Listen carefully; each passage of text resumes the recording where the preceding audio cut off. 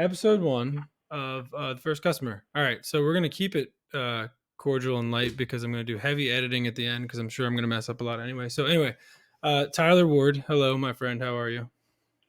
Hello, I'm doing well. Pleasure to be your very first guest on this extravagant show. My very first guest. All right. hmm So you and some other of my friends run successful agencies and businesses, and it made a lot of sense for me to talk to those people about how they did it in different places than I did, because I get a lot of questions from people about how they can apply some of the stuff that I've done to my world, and I've met a lot of people that do it differently. And you've got a really cool, interesting story. We were talking a little bit yesterday about it. So uh, let's start at the beginning. Um, you know, where the actual fire for cybersecurity came from with Tyler Ward down, and I think it was it in Tampa, Florida, where you grew up originally. No, no. Originally, I grew up in Syracuse, New York, so upstate. So the exact opposite of what I thought.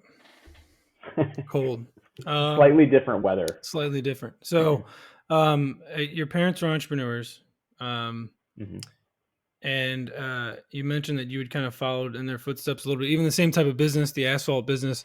I was super interested about that. So tell me kind of about your parents, hmm what the business was like, seeing them run that as a kid, and what you kind of learned from them. Yeah, yeah, absolutely. I mean, it's definitely had its fair share of ups and downs for a lot of people who watch their parents become entrepreneurs or they were born into it. That was kind of my thing, is I was born into that kind of entrepreneurial lifestyle, with them, both my parents owning a asphalt chemical manufacturing operation. My father's now passed. He passed in 2017, and my mother is running it herself right now. So she's the head of the company and just doing amazing. So, it's interesting. It's interesting to watch businesses develop when you have no idea what business is when you're a kid. So you're seeing the very inside core of what entrepreneurial life actually looks like. So it's a little bit different than coming through college and hearing about entrepreneurial stories. People telling you what it's like, and then it's a whole world of difference when you're sitting at the dinner table listening to your parents talk about the ups and downs of business every night. So, Right. we're watch them go through, all the financial crises, the recessions, everything like that. Watch the industry crumble. Watch, the price of their materials increase with the price of oil and huge fluctuations. So it was always interesting to watch. A lot of good times, a lot of bad times as well. So got a real good taste of that, growing up as a kid. I would say that one of the most valuable things that I did grow up with was I used to sit there and listen to my father talk with business associates and salespeople, customers on a regular basis, daily. Right? We knew the drill. When he was standing there on the phone, we all were very quiet, let him do his thing, and listen to him and my mother just doing business as a kid growing up. So that really it stuck with me, and I think that was that is still the biggest thing. And I know everybody beats that drum all the time, but knowing how to talk to people and how to relate with them. At the end of the day, all these other business owners, they are people, and they go home to their families, and they have the same things that they like to do as many other people. So it was interesting to watch those relationships be cultivated, by my parents with their customers and their employees and things like that. So really cool. And you liked that so much that you went out and tried to start either you. So tell Mm-hmm. me about it. Mm-hmm. I love that you told me that you have two failed companies because I really want to drill into those because I think I'm dying to see how you would Yeah, take the Tyler of today and kind of apply that. If that yeah. business fell back in your lap today, how would you make that successful? I would love to know. But so tell me about, you saw Mm-hmm. mom and dad, doing that, and then you went off and did it yourself. Mm-hmm. What did that look like? So it was super interesting. When I was 17 years old, and I was graduating from high school. I was in my senior year, working for my father during the summer. So we would, go out on the road together, and they had these, really large jobs that we would do. I did a whole lot of manual labor for his company. Very, very dirty work, working with corrosive asphalt chemicals, right? So gas mask and sometimes not, right? So it was interesting to work those jobs, especially over the summer. Very hot, humid summers up in upstate New York. So we did a lot of traveling, and I saved up a bunch of money. When I say a bunch, I saved up about $4,500. That was the most money that I'd ever had in my entire life at that point. So it was a lot of Right. money. It still is a lot of Sure. money, right? So I saved up that money, and my goal was to buy my own car. I wanted to buy my first car. I didn't want my parents to, buy it for me. I didn't want to go that route. So I really did want to purchase my own car. So it was funny the way it went down, and this segues into how I got into cybersecurity, or one of the underlying catalysts to that. I went out on eBay, and this was when eBay was kind of young still. It was like 2003, 2004. Like, it was just starting to come around. The web development was Right. very, very basic, all that. So I went out to eBay. I found the car that I liked on eBay, and I remember it vividly. It was a Toyota Celica, because those were really I cool had one back of those. then. What year was it? Did you, What year was it? I want to say it was probably like a 2001, Oh, come around on, that man. time. Was it I had Hmm. it was my dream. That's how I lost my license at like 17. Was I had to have that car and I got it, and it wasn't good. So tell me about it. So was it the S model? Was it the fancy stick shift where you like Yeah. you love Oh the yeah. okay, all right. So Oh yeah. And the big attractor to that car was it had Lamborghini doors oh, that on it. beautiful. So now here's the kicker on the story. So I go out to eBay. I find the car in the listing, click on the link, go to the page where the car's at, and I'm reading through the instructions. All's good. I'm messaging the seller and things like that. And he instructs me to go to Western Union and to wire the money, right? So Western Union the money to him. So I did that. I go out, But you're I go to 17, Western right? Union. Yeah, I'm 17. So at this time, I know nothing about security. I don't even Or know these life. things exist. There's a lot of life Or life. life, a lot of life. This was a very valuable life lesson, right? So I go to Western Union, I send the money out, come back home because we didn't have cell phones back then. They were really bad. They were like flip phones, even before flip phones at that point actually. I go home. I'm sitting there. I go on eBay, on our family computer, which was AOL, I believe, at the time we used for the internet, and go to eBay, and I'm refreshing the screen, contacting the seller, looking for like the shipping confirmation, and nothing. It just completely blank. Nothing. No communication. Excommunicado. Right. So I kind of mull that over for about 10 hours, before I go to my dad, and I'm like, hey, do you think this is normal? I give him the situation, and he, I could tell that he knew at that point in time, and he was pretty easy on me. He's like, yeah, I think it could work out okay. Just keep an eye on it. Long story short, that money that I sent out, it went to a Romanian theft, cybercrime gang, Oh, in Romania. nice. So I Western Union the money to the country Oh, of Romania. Should have been a larger red flag for me. Never saw the money again. The FBI, at that point in time, they said, hey, this is something that's common, and once you send out Western Union money, it's gone. I mean, it's yeah. it's like it's like especially in a different country. Right. So it was a valuable lesson, but coming out of that, it piqued my interest in security. It piqued my interest in technology even more so. I'd always been really close to technology. Even growing up as a kid, I always loved it. But that was something that hit me so close to home.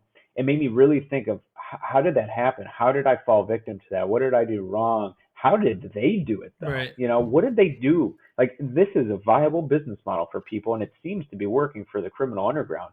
So I wanted to know more about it. So, I didn't know the reason why I wanted to know more about it. I was just curious. I was just a curious kid and wanted to dig in. So, with that digging, you find certain places on the internet in the underground at that kind of age, which is always interesting places to explore. But I was definitely interested. And it was kind of around that time when I was 17 going on 18 that I thought to myself, hey, I may not want to continue on with my family's business. All well and good. I knew it really well by that time, but I wanted to do something different. I wanted to do something maybe a little bit more exciting. I didn't know what. So I went to a community college for I don't know, let's say 3 semesters maybe. I had probably under a 1.5 GPA, and I dropped out. I dropped out completely. My major was in something I don't even remember. I'm not sure. I think it was general studies was my major. So I dropped out. And I sat around for a year working for my dad's company again, thinking about what I wanted to do. So it was about a year and a half. And then I finally made my decision to go into the Air Force to do what I do now, or at least get close to it, to get close to technology. And that's when I enlisted. So tell me about the um the spin-off of your dad's or your parents' company that you said you ran, and it flopped. Yeah. Yeah, so that comes later in my life, around, let's say it was about 2014, I believe. That was about the time where I started that. It was what I knew. I was at that point. I had already been through, the Air Force. I was working in technology. I was moving around the country, and I knew tech really well, right? I had a lot of experience, a lot of real world experience in technology, IT, and cybersecurity. But still, even the skills at my hand at that time with technology, they still didn't materialize in my brain that I could form a business around those things. It never occurred to me. I always saw it as, no, that's my 9 to 5 job. And if I want to have something of my own, I've got to get creative. I've got to start a business of something different. So I tried to do that. I tried to create, an asphalt chemical distribution company, um, twice. Started up the LLCs. I'm pretty sure I still have the business cards. And one of them has, I think, a picture of a car falling into a pothole. It was like the cheesiest business card that you could ever think of. It was I very like bad. that. Yeah, I think I actually I like had my that. personal. I liked it at You the should time bring too, it and I back. had my. You should bring it back I as like a should. throwback. I like I should. And it was funny because I think I had like my personal email on that, so it was just kind of unprofessional. But I went through that process, right? I did it in Virginia once when I was living up there working for the intelligence community, and then when I moved down to Augusta, So, Georgia, but what were again you working for doing? the Like intel when you community. so you started this Hmm. business, you're like, hey, my dad and mom are kind of they. I know stuff Hmm. about asphalt because it's in my weirdly enough in my veins. I Yeah. guess it's just a weird thing to have in your veins. But um Hmm. uh, so what did you do with it? You said I can't do anything else. My tech skills Right. aren't good enough because that's somebody else who's good enough to kind of go out and do that. That's not me. I'm not that type of person. You are that type of person now, but you didn't realize you were Hmm. then. So Yeah. what did you so you kind of took something that was familiar to you and tried to start a business, which is like honestly probably a really important part in your journey that you may not even give yourself enough credit for, right? I mean, it's like Hmm. that's a huge thing to like go from kind of Yeah. fumbling around to go, okay, I'm at least going to try to start my own thing, emulate somebody Hmm. who's successful in your parents. So Hmm. what did you do with it? Like, what is the, say asphalt chemical distribution? I mean, I'm sure nobody on earth other than you and your mom and dad and maybe like 50 other people know what that means. Right. It was. Yeah, you said something important there. It was, yeah, it was a lack of trust in myself about my skills. I just lacked.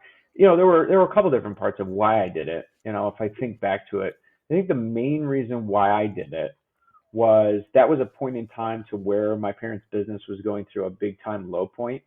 They were going through a very, very hard time in business. And they just didn't have a lot of cash flow. And in their business line, it's so heavy on the capital expenditures all the time. We're talking lots and lots of money being thrown out to get inventory and material, and sometimes all of your revenue is chewed up in inventory a lot of times. So I remember that year they had some mishaps with the chemicals where there were polluted chemicals that they had to toss out, and they lost a lot of money.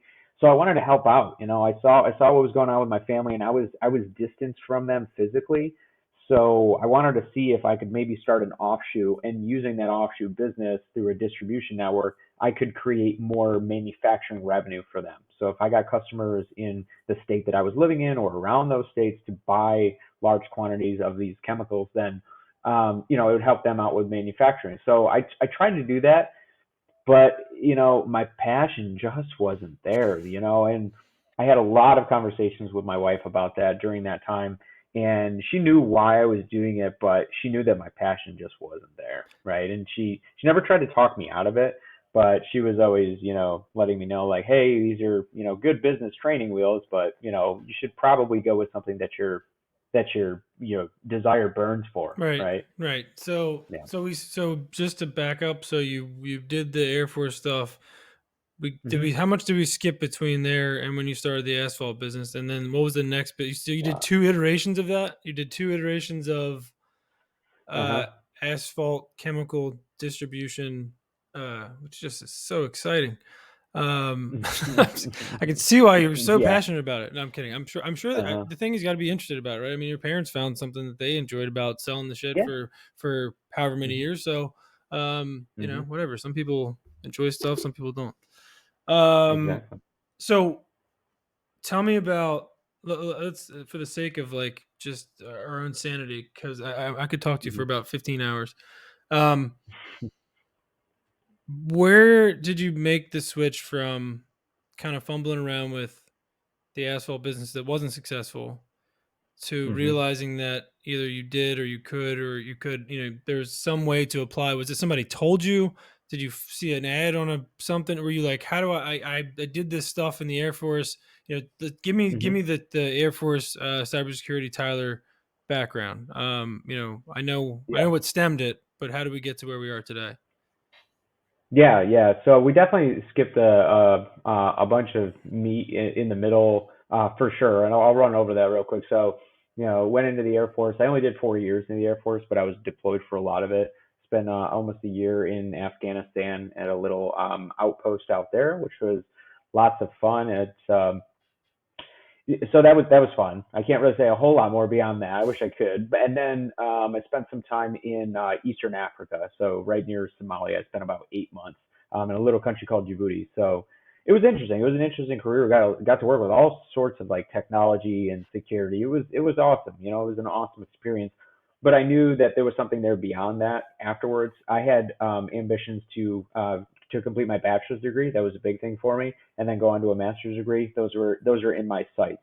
And the military, the benefits for veterans paid for all of that. So I did my 4 years in the Air Force, and then I got out. As soon as I got out, and I was stationed down in Florida with the Air Force, and then I got out. I went to work for the intelligence community out of the DC area. So I bounced around, between various three-letter agencies and Army Department of Intelligence, military intelligence departments, and it was a lot of fun. We were building security tools and platforms and all kinds of really cool stuff that affected hundreds of thousands of people across Right. the globe, right, in the defense networks. So that was fun. That when I was in the D.C. area, Northern Virginia, that's where I started the first offshoot of that business. And I was so wrapped up in my job up there, my actual day job, that pretty soon it just fizzled out because I couldn't maintain it. Hmm. The areas that I was working in, they were top secret areas. I could never have a cell phone with me during my work hours. So it was really tough to try to maintain any kind of like business Right. communications when you're off the grid all Right. day. Right. Um, so that was cool. I had enough of the Beltway area, and they offered to move me down to Augusta, Georgia, to the Cyber Center of Excellence out of Fort Gordon. It's an Army intelligence base, it's an Army signal command base, really. And I jumped on it. They gave me a pay raise to go from one of the most expensive areas in the United States, down to one of the best cost of living in Augusta, Georgia. I had friends down there, so we moved and helped to build out the Cyber Center of Excellence for the military intelligence community. So that was a lot of fun. It was around that time to where I knew that we were getting ready to move back up to New York. We were doing it for a couple of different reasons. I saw issues happening with my parents' business again to where they had low points, and I knew that I should probably be close if I needed to support anybody as they came through these hard times. And then second of all, my parents were both up there, so we wanted my daughter to see them. So that's kind of where we at. That's kind of where we're at as I made that transition back up to the New York area. Now, your question about when did I realize that I could start my own business in the field that I do, in the field that I'm good at? Right. There wasn't any aha moment. I think a lot of entrepreneurs or a lot of people, they're constantly seeking that like aha moment through their career where they're like, I got it. That's the moment. That's the defining time right there. The writing's on the wall. It's beautiful. And there's like violins playing. And then you just walk into a business.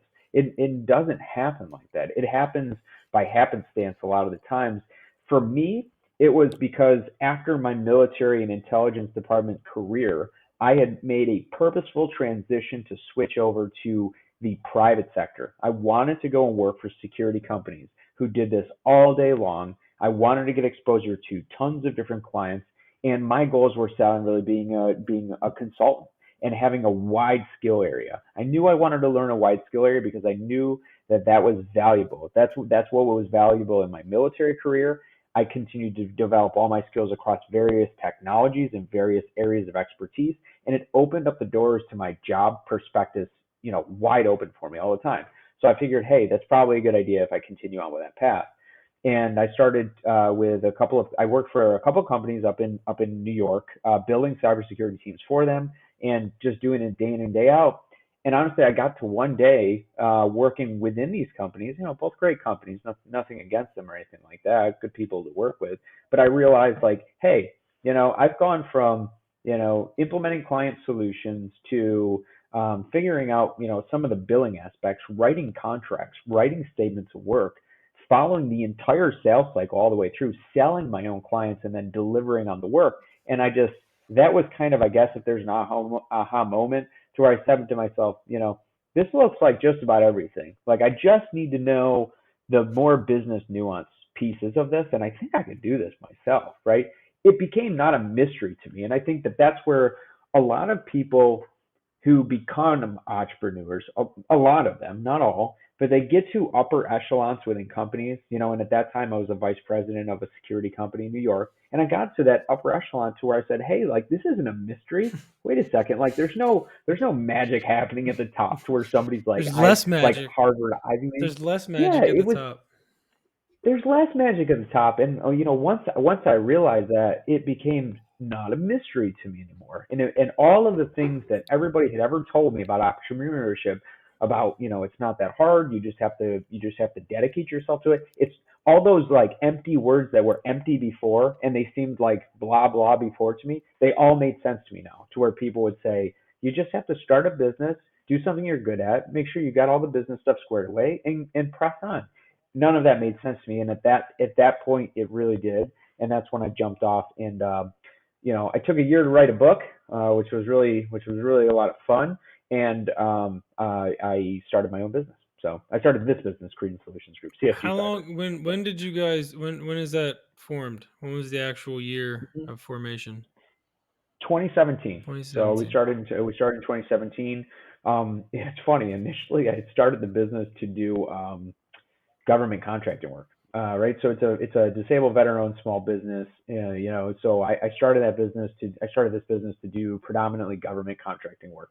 Um, Today, if I flash forward today, the vast majority of our clients are commercial. So really, it's interesting how that Well, I happened. think, So. I mean, it's funny because uh, I am probably in the same place that you are with describing my first customer, right? Like, it's hard to Hmm. do. It's hard to go back Right. and say, oh yeah, this was the first customer. I thought Hmm. when I was going to do this podcast, it was going to be more of that, but you're kind of Hmm. highlighting the fact that um, the first customer is more of a process almost, or more of like a transition, like, and you kind of just end Yeah. up with this. Yeah, but there is some actual literal meaning to it as well, Hmm. right? I mean, you do have to. For sure. You and I both, I think, have a lot that we take, for granted sometimes, just how Oh how yeah. uh you know how lucky we are, man. You Yes. you are your background reads like a superhero. And you run a successful business and you've got a happy family. Tell me, Hmm. what does Tyler Ward do when he's not the CEO of CSG, a Hmm. badass cybersecurity company? Right on. Right on. I like that. Um, so my I guess my professional aspirations are, I would love to write books.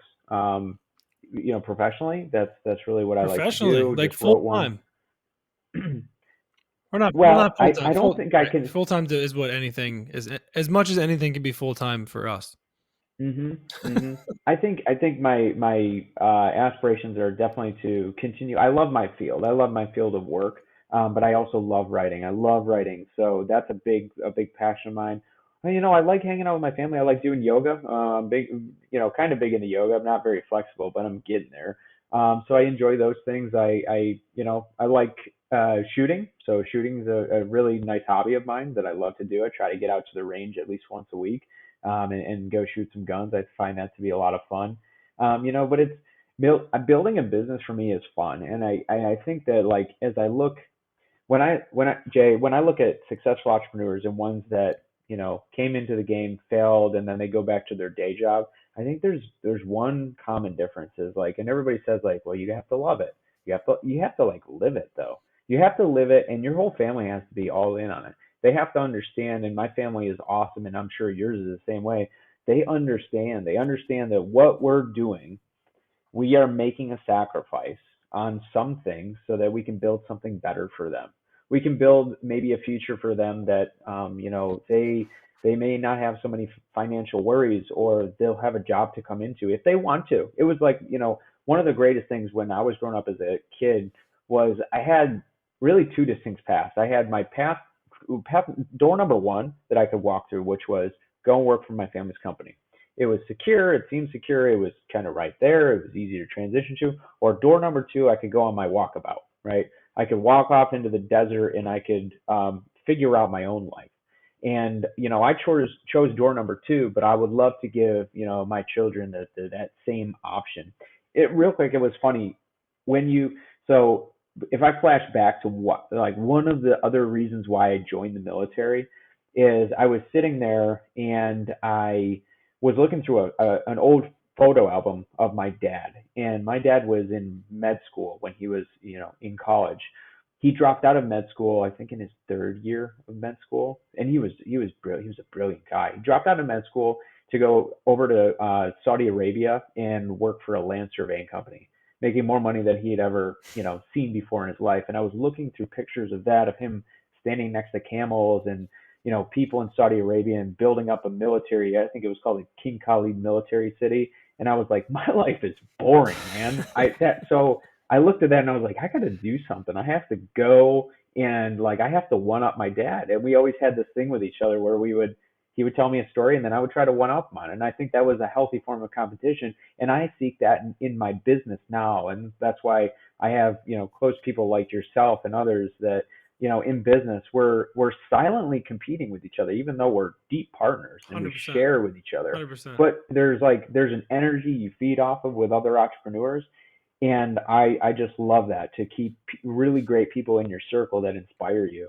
And that's the biggest thing out of any long-term entrepreneur. One of the biggest mistakes that I've ever seen is isolationism in entrepreneurship is a death sentence. You've got to get around people who are doing things greater than you, Right. so you can look at that and realize that there's like another rung on this ladder. Like, you're not at the top. Like, as soon as you think you're plateaued, you meet somebody and you're like, whoa, like, Right. this is different. Like, you're at a different level, right? It's like the mini yacht next to the super yacht picture, right? The memes. Right. So Yeah. No, I find that really cool. that's the exciting that's the exciting thing, is when you see people kind of realize that they have a very specific talent that they've acquired over their career Hmm. that maybe they can apply in a completely different way. And just like, I mean, I think you could probably agree that making money is kind of easy once you figure it out. Like, Yeah. I'm not Hmm. necessarily worried about making money for my family, which Hmm. hasn't always been the case, obviously. I mean, the Yeah. majority of my life and in my career. So, um, taking that step out and, like, really just being like, we're gonna do it and it's gonna work. Hmm. Um, like you said though, it's the how is a lot of the problem. So you say step Yeah. out, and meet, that's something I always hear too, is like, you surround yourself with really good people. So, um, Yeah. how have you done that? Hmm. They say you're the sum of your top five, friends. How Yeah. have you made sure to kind of integrate with, and not in like ethereal, like, kind of floaty terms, like, what have you done? Hmm. How have you gone from, like, this guy who didn't really have a business to one who Hmm. did? And, like, how did you network? How did you build that brand? How did you start to kind of get out of your shell a little bit? Because I think everybody is a little bit of an Yeah. introvert, even if they say they're not. Everybody's a little bit insecure. Hmm. Yep. So one of the things that's really funny is one of my one of my friends and clients is I was introduced to them through my 7-year-old daughter, who was 5 at the time. My daughter and his daughter went to kindergarten together, and I used to see him when I was dropping her off, and we would, shake hands every once in a while when we saw each other. And then I got to know more about his business. He got to know more about mine. He found a need in my company, and I found a need in his company. And that's how simple it happens sometimes. But you have to like open yourself up to it. And I'm very guarded. I'm a security guy. I'm always paranoid, so I hardly ever let people in. And really, my better half was the one to say like, hey, like these are nice people. Like they're nice people and they're like minded. You should probably open up a little bit more to these people. And that's one way that I've been doing things is through my child's relationship, right? So that's been a big thing. But it's been also, it has to be purposeful. Like it has to be purposeful. I know, like, with you, Jay, you took the first step with me, right? To where it's like, hey, you think like me, you're doing really cool stuff. Let's talk more often because we can learn things from each other. Right. And it's purposeful. Like you have to be purposeful. Like it doesn't just happen with magic. Sometimes it has to be you that initiates, and sometimes it's the other person who initiates. But somebody has to be purposeful and say like, hey, we're going to meet up once in a while. Like we're just going to talk about stuff. I want to know more about your business. I don't have a need for your business right now, but I Right. want to know more about it. Yeah. And that's sometimes what happens. I feel like the new, not the new, it's not new. I'm new to the Hmm. scene, so everything is new to me. But I think I hear it over and over again. It's almost a cliche now to say and to hear that um you can't be salesy at these places, right? Like everybody knows that, but like everybody says that, and now that sentiment has even become fake. Where it's like, um, so yeah, Hmm. you just have to you have to know before where let's say you're going to a chamber event, right? Like, so what I'm talking about, like, I'm trying to think here from tactical terms. And again, we're just winging Yeah. it in this podcast and we're figuring out as we go. But Yep. I'm trying to think in like actual tactical terms from, somebody who has an idea like yours. Um, Hmm. I would assume chambers of commerce, business groups, Yep. doing the LinkedIn thing. If somebody's sitting there Yep. going, man, I really have an interest in cybersecurity, and I love it. I think it's, I downloaded OWASP and I'm, messing around with stuff and it just like playing, Hmm. and that's something I want to do. Um, they're not gonna like get the tips on how to start that from here, but they should at least hear, Right. hey, here's a guy like Tyler who had some, a really good idea. He's got a great background and stuff. And if you build up your experience in some things, here's how you could apply Hmm. it. So you figured it out. You got your Yep. first dish, kind of few clients. You were building a business. How did Hmm. you actually like physically start to network? Where did you go? Yeah. What did Yeah. you Yeah. look for? Who were you talking to? Yep. And Great obviously, and question. you live in like a bizarro cybersecurity world. So anything, there's an obvious It is understanding that like bizarre. there's no a complete anonymity, and I'm not expecting anything other than that. But Hmm. just in general terms, Yeah. Yeah, yeah, yeah. Yes, definitely. And the cyber community, I love them. Love all of them. They're very bizarre, very, very interesting people for sure. And I find that networking with other cybersecurity professionals is very difficult because a lot of them are very closed off. However, the steps that I took, and I've moved around a lot, so I've had to do a lot of networking of like I don't know anybody right? here. When I moved to Tampa, I didn't know anybody. So what I did was I joined I went on Google and I looked for local business networking events in my Yeah. area. I went to probably 20 of them over a course of 30 All right. days, and So I was just so always so you're driving out to going them. there. So Yeah, you're going to these places, and I'm yeah, still dealing with this too. So I want to hmm, talk through this a little bit. How do you go in hmm, there and not feel like the biggest nerd on earth because all everybody else there is feeling like the biggest nerd on earth as well? Um, some of hmm, them are better at playing it off yeah, than other ones. What is your strategy when you walk into this place of a bunch of strangers where myself included, hmm, I literally have to talk myself into doing as I'm sitting in the car, I'm gonna meet 10 people. yes, I'm gonna go walk around, I'm gonna shake yeah, hands, I'm gonna do whatever. So like, how do you do that? yeah. So that's a good question, man. How do you hype yourself You know, up? I Yeah, yeah, yeah. I have to talk myself into it as well. And I think what you said was like the kind of the biggest realization. Public speaking has always been a really big thing of mine. And I found that public speaking has been just a phenomenal way to meet people. And that was I would say, if I look back and say, like, how did I grow my network? Like, how did I introduce myself to people in a wide scope? Public speaking was it, right? I would look for public speaking events and get on stage, right? And talk. And whether those were at different types of industry You conferences, actually wait. So you did non-industry that when? conferences. When in your career did you do that? It's super interesting. I Yeah, yeah, I still strive to do it. I have less time to do public speaking now, but I did a lot of public speaking when I was up in New York. When I was up in New York and working and starting my business, I did a lot of that up there. Did stuff at state colleges up there. Went to So conferences you and sought spoke. that Went out to though. You were like, I'm a Yeah, cybersecurity yeah, guy. I yep, have some shit to talk about. And you I Googled did. or whatever, and you found public speaking. Because I mean, Hmm. that's like if the Tim Ferriss 4 Hour Work Week, he talks about that Yeah, being a real actor, and I agree with that. But even as somebody who is like a little micro inspirational person like I am, I would yeah, love to figure out how to actually get the public speaking thing moving. yeah. So you just kind of looked So. at for places in your area that were looking for public speakers with your expertise. Mhm. Yeah, I did a bunch of different stuff, man. I looked at local conferences. So if you went to Google and you said local conferences in Tampa, Florida, then you find the Eventbrite page, or they sometimes have a web page, and you can apply to become a speaker. Toss your topic in there, apply to become a speaker. The other thing I did was I joined up with different industry communities for manufacturers associations. So I did a lot of speaking for them.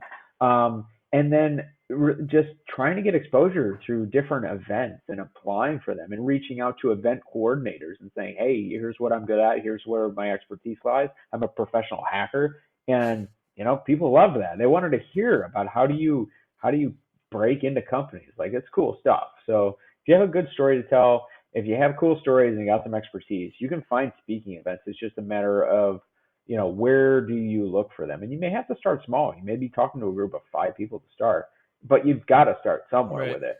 And that was purposeful. That was purposeful. I knew I had to build my brand. I had no brand. You couldn't find me. I was working for years within intelligence communities in dark rooms with no windows.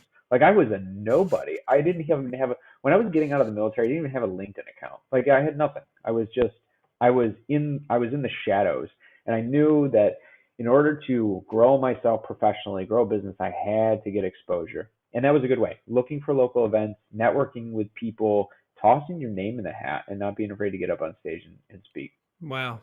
I mean, Yeah, I might do that right after this because I've been thinking about it. do it.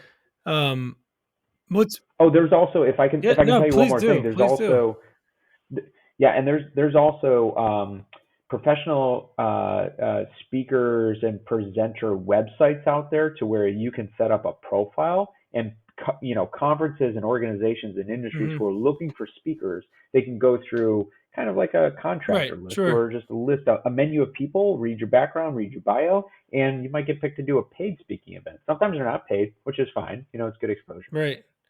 Um, Yeah. so yeah, I think it's very interesting, and I think um, how does so I think today you guys are you have been project based. You've been very hands on with a lot of stuff. Hmm. From a tactical perspective, in 5 years, um, is CSG more of an organization that is a machine with you as the conductor or with you as a passenger? Oh, that's a great question, I mean, man. that's a great question. I just made that up like on the spot. Like, I think I should do this professionally. That was really good. Yeah. Yeah, no, you're doing well. That's a very well placed question. I've been thinking about that a lot. Kind of that 5 year plan. I think 5 years is a long time. I do. I could probably say generally where I would like our company to be at. We're in a great transition period, and I think a lot of companies go through it, to where the owner, who's been traditionally doing everything, is starting to move roles to different people and starting to delegate more of the stuff, so that the company is sustainable without that person. And it's not really a, I'm getting ready to jump off the boat type thing. It's if something happens to me, people's livelihoods are at stake, and I need to create contingencies for that. So I'm constantly working with that. My father passing in 2017 was he was running almost all aspects of the business. My mother was handling kind of the billing aspects, but everything operational my father was handling. The chemicals, the additives, the formulas for the proprietary stuff. and he suddenly died while he was on a work trip. And I remember vividly the first, month that we were all supposed to be grieving his loss. I was scrambling, driving around the country, making contacts with people, trying to look through his notebooks and refigure out how he was operating this business because he had it all in his head. Dude, you're like And it's like that to Chris me, Farley. You're like a black sheep or whatever. You're oh, like a drive. 100%. It was 100% just like it, man. And Wow. I look at certain events in life as like, yeah, that's unfortunate, but man, what a learning experience that was for me. Well, it And owning sounds a like it business, I scared looked the at it. shit out of you in a good way. It's it still does. I Yeah. mean, it still does because I know how hard that is on a family to first of all to have to do that, but second Right. of all to figure out how to operate their business when it's all been in their head.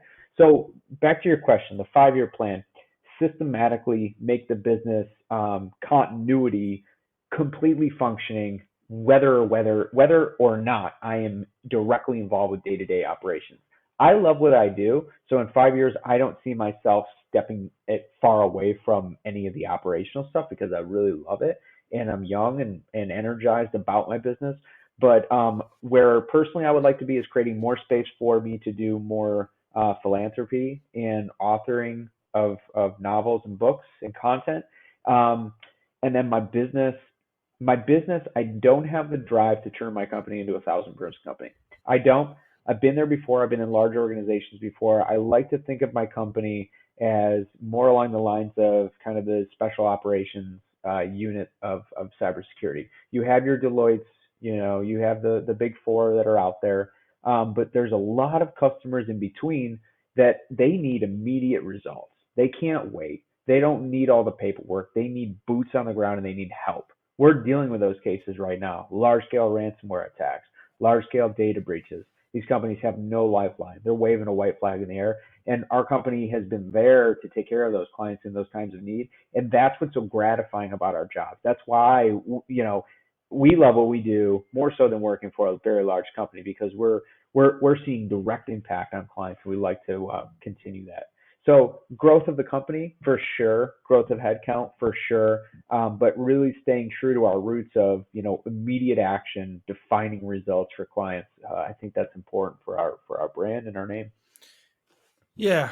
It's so um it's a constant thing I hear from every single person that runs a company and gets it to a certain point. The same Hmm. story. It's how do I Hmm. remove myself?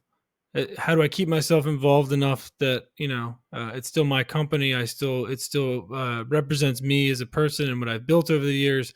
How do I Hmm. free myself up to spend more time with my family? Whatever. Um, Hmm. it's a very it's weird because then now you're going to go from at some point it's going to happen.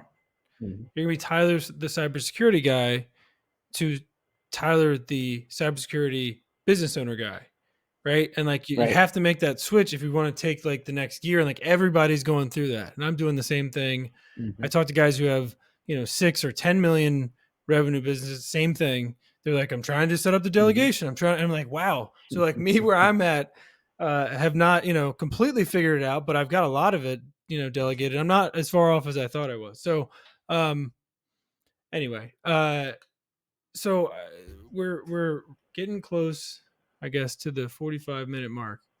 Um, Hmm. I want to. So you mentioned yoga. Give me 3 tips, 3 things, even if you're not doing them, that you want to be doing, that you're trying to be doing, health wise. I mean, yoga is a perfect one because I think people uh, stretching, yoga, meditation. It's not like this like hippie bullshit. It's like real stuff that really really successful people do for a reason. Like you It's connect the real, man. body and the mind. And I'm sure we'll Hmm. have episodes and talks that I probably have you on just to talk about forever. But anyway, what are you doing right now to try to be more Yeah. healthy as an entrepreneur so you can live longer and be a better person for your family and for your business? Stress management, top one, no doubt. Love Stress that. management all the Love that. time. That's the that's the biggest thing, man. That's the biggest thing. I find that I'm super unproductive when I'm stressed out. And what I mean by stress management is, first of all, good sleep. Good sleep, man. Good sleep is so important. I don't care if you need 5 hours or 6 hours or 8 hours or 12 hours, however many hours you need. Make sure you're getting quality sleep. Make sure you got a routine. That's been my one thing that's changed my life is putting myself on a pretty stringent bedtime routine, right? To wind down the mind after being inundated with calls and emails and texts and all things throughout the day and meetings. Stress management has been number one, and sleep is the top of that tier. Kind of number two on that is putting yourself on a morning regimen, right? So I know that you work out early in the morning. Kudos to you for doing it so early. I don't do it nearly that early, but in the mornings I take an hour for myself to do yoga. Um, I do a lot of Love flow that. yoga, Love it. and flow yoga is really good for, yeah, it's good for stretching. It's good for movement, mobility and stuff like that. I've got injuries. I've got persistent injuries from my time in the military. So, that's big for me as well because pain, if you're in pain physically, your mind is not focused. So if you have stress and pain, your mind isn't focused. And then let's see what else around the health side. I mean, I was gonna say, what do you eat? What are you eating eating these days? eating good. Yeah, I eat pretty clean. My wife is on a rather clean diet. She goes to the gym pretty hard, so we generally eat the same things. Kind of high protein type diets. Not a whole lot of refined carbs and stuff like that. I don't drink anymore, so I haven't drank in a long time. It's just not my thing. I'm not a recovering alcoholic or anything like that, but I have found that drinking clouds my thought and it makes me feel awful the next day. So I try to keep You know, real what's toxic things out of my life. what's funny is I try, that I try to.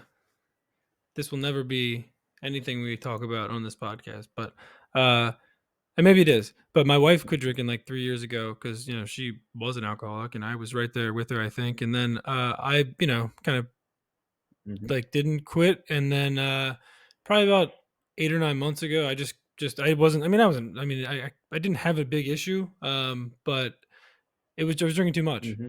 And talk about a night and day, man. Yeah. And it's like I the funny part is though, like Yeah. I used to hate hearing how great people felt who didn't drink because I was drinking. So I'm like, so I'll never end my Me too. entire life be the guy Yeah. who's like, trying to make somebody feel bad or trying to convince anybody who is Hmm. drinking, like, go do your thing, man. Like, live your life. Like, absolutely. It just, for me, Yeah. anymore, like you said, like waking up, I could not wake up at 5 a.m. and work out if I was pounding, a six pack of IPAs, every couple of days like I was before. So uh I think it's Yeah. part of being successful is like, kind of getting the toxic stuff out. So I It like the is. three.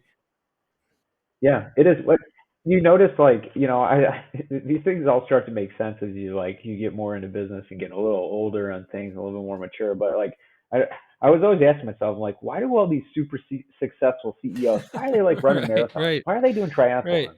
Why are they in such good right. shape? What's up with these guys and gals? Like these ladies and gents who are running triathlons and swimming a mile in Seattle, it's like it's crazy. It was crazy to me, but now you realize, like, okay, I get it. Like, you're doing stress management and you're keeping your body sharp so that Right. your minds can be sharp. And you look at these ladies and these guys who are just powerhouses in business, and their fitness is always right at the top. They're always posting on LinkedIn of them, running miles through Yep. canyons in Utah Yeah. and stuff. And you're like, Yeah. okay, I, Now I, it I makes see what you're sense. It doing. is It's really, important, I Yeah. think the one of the most important things too is just to not be fake about it, right? Like, in general, like, if you're gonna try to be healthy, like, go be healthy and, like, live that life. If you're gonna be Yeah. meditative, then go actually do that. That's like, Yeah. it's really and I have the same struggle. Like, I want to do stuff and want to be a type of person, and I'm working towards it. Hmm. Um, but you just got to keep kind of doing that Yep. stuff every day. All right, last question I want to ask you, and this is one that Yeah. it's in this book.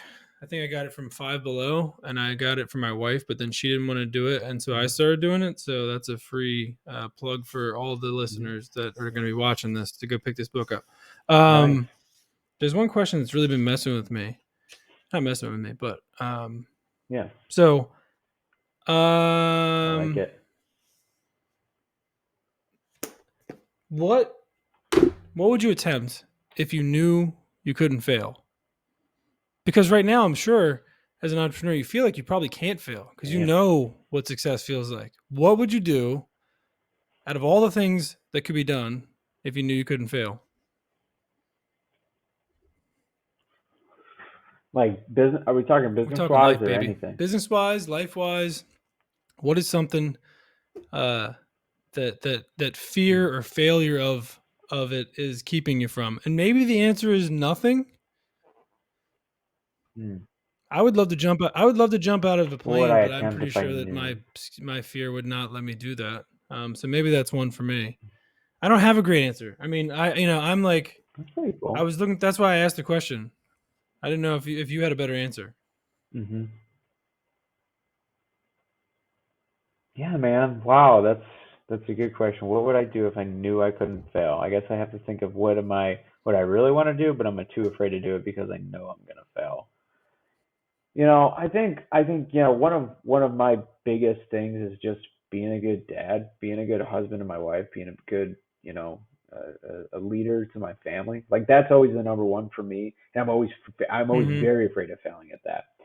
So, I think that's part of it. But I think if I knew I couldn't fail, You're slow. You're slow. You're slow man, playing it that's because such a it's good a great question. question, and I almost It's a good question, man. I just because it I makes don't you it makes you start to. I don't know I if think like it's you think a almost whole lot about it. indicative of who I'm talking to, right? And to the feeling that I've kind of gotten Mhm. with myself. Like if there was something that you wanted to do, you would Mhm. do it, Mhm. right? Yeah. Yeah, totally. I think if I were 5 years ago, if I would have answered that question then, it would have been quit my job and Right. start my business. Sure. It would have been that because I was at that point. That's a Now, really great I point. think that if I knew I couldn't, you know what? I think I do know sort of what that would look like if I knew I couldn't fail. It would probably be around, we started a not-for-profit, Mhm. the Nightlight Foundation, and that's, the whole mission of it is to combat child exploitation and child sex trafficking. Like that's our mission in that. Mhm. That's what my book is about. Um, so if I knew I couldn't fail, I would go head first into that pool, Hmm. head first into that pool. But there's a lot of potholes in that road. It's a very very shaky trail. Mhm. It could be a dangerous trail, right? So I think that I do have That's great, apprehension dude. See, on look, that we as pulled much as something like out. That was you great. know That's the point of that question. See, yeah because I didn't even know. yeah I had no yeah expectations, and that makes me think about it a little bit on a different level myself, which is super helpful. yeah Um, right, because I kind of had to look at like what have yeah, I been apprehensive on, and like the foundation is what I've been apprehensive on. I've used tools to delay movement on that, like my book. I say to myself, hey, as soon as my book gets published, and the DoD and the intelligence community took 14 months to review this thing before giving it back to me and letting me know that I right. can say these things publicly.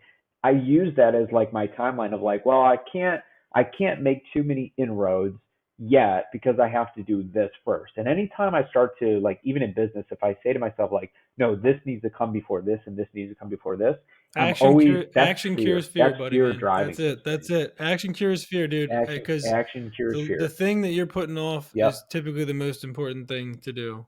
Um, and it's easy to do. Yeah. It's easy to It's a do. good So question, it's a man. good question, and I appreciate that $5 book from the Five Below store. Um, Mhm. so I do I like it. actually I want to ask you one more thing. So outside of networking, Uh-huh. outside of you know, uh, finding people in your area that you can talk to and trying to do public speaking, you have some background in cybersecurity. If somebody's kind of sitting there today and Mhm. going, "All right, how the hell do I how the hell do I start? Who is my first customer? How do I get somebody to pay me for my skills?" I would suggest Mhm. to anybody who asks me for anything technical, quite honestly, to go to Upwork or go to Fiverr.com or go to one of Mhm. these sites that like allows you to be a Yeah. freelancer very quickly. And it kind of like Yeah. unlocks that Yeah. mode real quick where you go, "Oh, so I read up a quick contract, I say I'm going to Yeah. do this, I go do it and this guy gives me $1,000."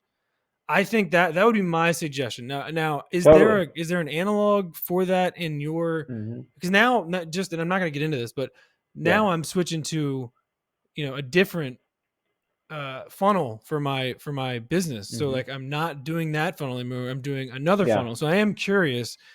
do you execute on, Hmm. marketing campaigns as far as like, email campaigns, or is it all just kind of shaking hands and kissing babies, or like, is there some other place online that people, if they have an interest in cybersecurity, could go to start picking up contracts, could start, Yeah.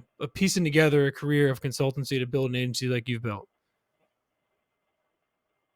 Yeah, man, absolutely, dude. Like, so, all right. So I will say this, that what I see a lot when I talk to, budding entrepreneurs, and I myself, I still am one, and I will probably always be one in my career. But when I see a lot is people are looking for these like monster contracts when they first start, and they're like, well, I've been working on this federal contract with the DoD for a year and a half, and plugging away, and it's multi-million. And I'm like, step back and get out of your own way. Find a client that's going to pay you $300. My first client paid me $25 to write a Oh, look, we cybersecurity got to article it. for We them. didn't even mean to get to it. We got to it. Like it's like in that family. It's like in that Family Guy That was, episode where they're like, "Look, they said the name of the yeah, movie. We got to the first customer. It took us 55 minutes yeah, and 55 seconds." But so your first paid gig was yeah. to write an article for $25. Oh, $25, man. beautiful. 1,000 word article. 1,000 word article, $25, right? And that was my first gig, and those were Yeah, many of my first gigs. I was writing cybersecurity content, and that's how I got exposed. And you know what? That first client is dude. one of our That's, biggest and clients and now. you know why? Because you had everything riding on it. It was a $25 article, but like Yeah, that was everything to you back then. And I think I it was. lose that sometimes, and then I re-get it and I kind of ratchet Uh-huh. it up. But that's important, to not lose that once you Yep. have it. I'll tell you what, man.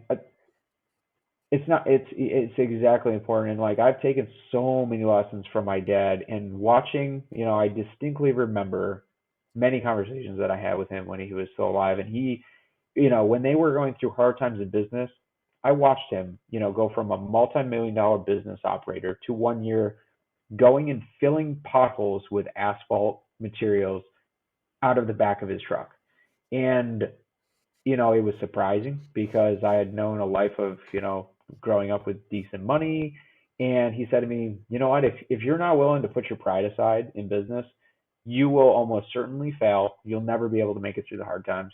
And I was like, huh, that's really interesting. So, if you're starting out in entrepreneurship, put your pride aside, find contract opportunities. If you're specifically in my sector or in the tech sector, I can tell you that one of the easiest routes is to find technology companies like managed service providers and managed security providers and ask them, are you willing to use my services for contracting? Can I help you with some client work? Not as an employee, but can Right. you 1099 me Sure. for, That's a a few great dollars idea. a That's a month? great idea. Start Yeah. there, and maybe it's small, but once you start to get in those networks, as soon as you learn how to do these things and learn that like it doesn't always have to be WTs coming to you, you can do work for people that's meaningful under contract. And once that lane is clear for you, then you can start to expand. You can use these freelancing platforms, and you can even use those before. It's a great way to do it. But just meet people within different companies who are already servicing the clients that you would like to go That's after, great. That's and a ask them great. if you can do some Well, contract now work for see, them. now you Yeah, make your own version of Upwork. You'll have like ward work. It'll be just for cybersecurity contracting. I love that though. That is really good advice. yeah, that'd be cool. Um, Talking Yeah, to successful cybersecurity firms of a certain size, um, yep, to certain to size kind of for solicit sure. your services as a potential contractor, I think it's not annoying, it's not Hmm. intrusive, it's not uh, it's a good idea. That's a great idea. So I think we're gonna end on that. It's 59 Yeah, minutes in. cool. My house has remained somewhat quiet, which is crazy. There's like 5 kids in there. Like they're probably standing outside the door Me about to too. tackle me when I walk out. Um, yeah, it's Like more like little minions. linebackers. This was awesome, dude. I hope some I people love it. found some stuff. I'm gonna Yeah, put this up, and we'll see what kind of traction we get, and we'll go from there. But you enjoy the rest of your summer. I'm gonna come yeah. down to Tampa for the next one of these, and we're gonna drink a nice club soda together. We're gonna I actually Oh, dude. club Oh, soda is my dude. favorite. These My dude, bubbly the drinks are Buble, man. like I my drink it thing. all the time. It's like all I drink. Yeah, yeah. I drink it Buble, nonstop. And Liquid I love Death it. too. I get a free plug for Liquid Death. I'm a big fan. All right, buddy. Be good. Right on, And right I on. will see you soon. Okay. You too. Thanks, buddy. See you, man. Later. See ya. Awesome, pleasure, Jay.